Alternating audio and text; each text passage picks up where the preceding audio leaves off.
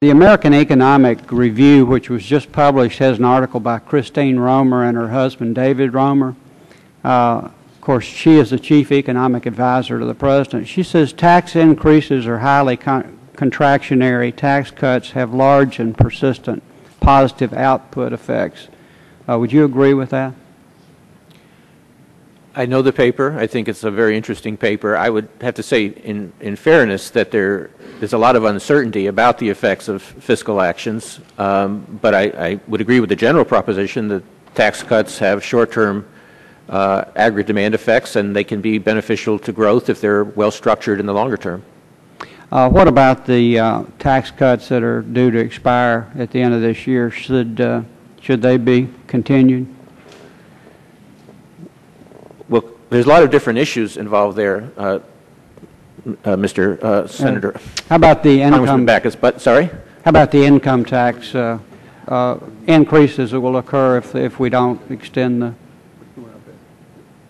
As I said, there are a number of different issues there. There are, first of all, considerations of efficiency and growth and the relationship between the incentives generated by that, which I know is debated and will continue to be debated. But there are also issues of both short-term stimulus and long-term budget stability. In the short term, I would believe that we ought to maintain a reasonable degree of fiscal support, stimulus for the economy. There are many ways to do that. This is one way. There are other ways as well. In the longer term, I think we need to be taking steps to reassure the American people and the markets that our fiscal situation is going to be well controlled. Sure. Now, that means that if you extend the tax cuts, you need to find other ways to offset them. Well, either you have to raise taxes or cut spending or a combination. Is that correct? The arithmetic is very clear. To get the deficit down, you have to have either more revenues, less spending, or both. Do you think our approach ought to be cutting spending? That would result in immediate more confidence in the economy?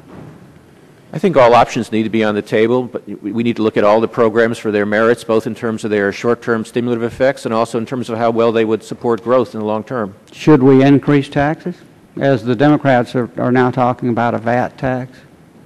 Well, again, the broader issue is that I believe we should maintain our stimulus in the short term, and we need to take steps to improve our fiscal situation in the longer term. Mm-hmm. There are many ways to do that.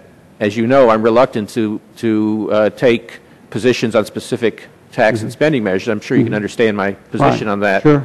But my broad view is that we need to think both about the short term and the long term, about both stimulus and growth, and that all of these measures have implications for each of those. Well, let's talk about the short term. In February, I asked you, is the current budget path sustainable, and you said, no, it's not. Or actually, I said, so the current budget path is not sustainable, is it?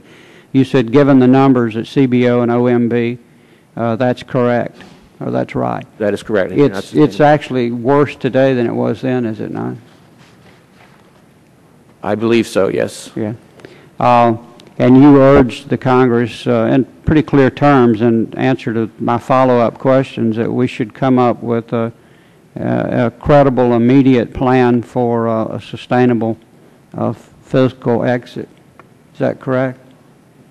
I think it's very important to try to demonstrate that we are committed to a medium-term consolidation and stabilization of our fiscal situation. And you also said it will become increasingly difficult if we postpone that, because the cuts you'll need to make will be even sharper and the tax increases will be even greater.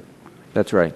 So, and I'd like to note for the record that we've done absolutely nothing in that regard. I think you would agree. Yes. Thank you.